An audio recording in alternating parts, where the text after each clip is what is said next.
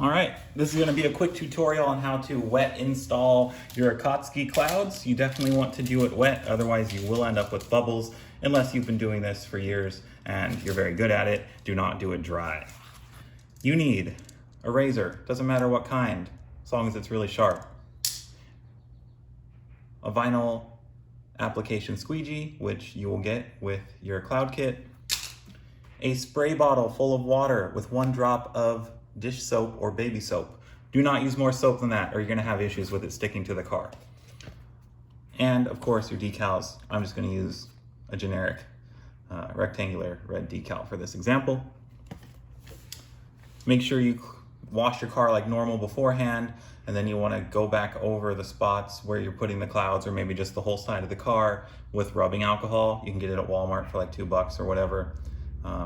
Make sure you get in between panels if you want to have your clouds crossing between panels. I actually don't recommend that unless you're really good with cutting vinyl for the final step, because not only is it a 2-layer decal, but it's a metallized vinyl for the holographic red part, which makes it really thick and it doesn't conform to curves well. I will show you how to do it if you're feeling adventurous or you've done it before and want a refresher, but I really don't recommend it with these clouds. There's your disclaimer, it's totally up to you. If you mess it up, it's not my fault. So everything's nice and clean. Spray your soapy water solution on the car. Use as much as you want. There's no such thing as too much. The more you use, the less chance you're gonna have bubbles. So you wanna have your design facing down when you peel the backing paper away from the vinyl. A lot of people I see, they have issues because they try to pull the design away from the backing paper, and that can cause problems sometimes. All right, put it where you want it, bam. Whenever you're working with vinyl, you usually want to get the bubbles out from the middle to the edge. So push nice and hard, and work all that solution out to the edges, like so.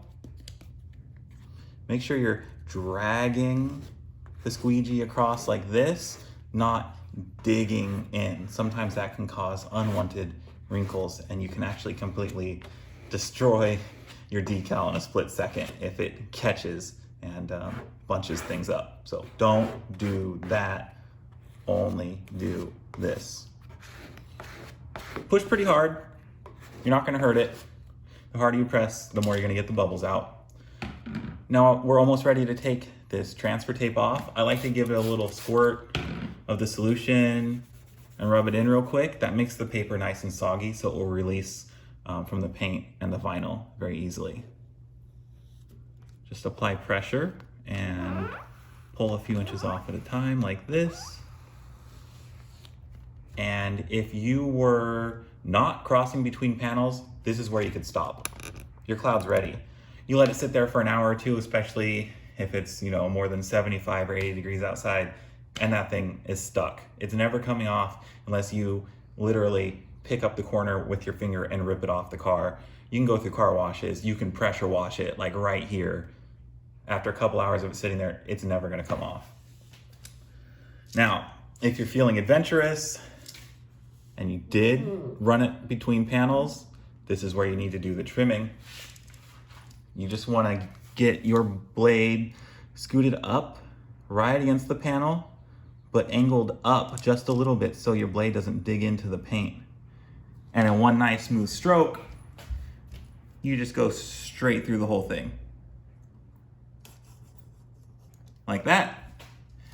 And if you held it in the right spot and kept steady pressure, you said it should have a pretty clean cut here. And just push it down to make sure it's stuck. Like I said, I don't recommend it with the metallized vinyls, but if you insist on that look, go nuts. If you have a bad trim and it's wavy, you're gonna have to come through again and try to straighten it out, because with that 2-layer decal that has the metallized layer on top, it doesn't really conform to curves very well. You're not just gonna be able to tuck it in there and have it stay safe from dirt forever. You will have problems and it probably will lift over time. But that's totally up to you. If you want to do it, go nuts. If you don't, just don't cross over the panels. It's a pretty easy job. You can put these on the glass too, doesn't matter. Make sure there's no Rain-X residue left on there, stuff like that, and you'll be good to go.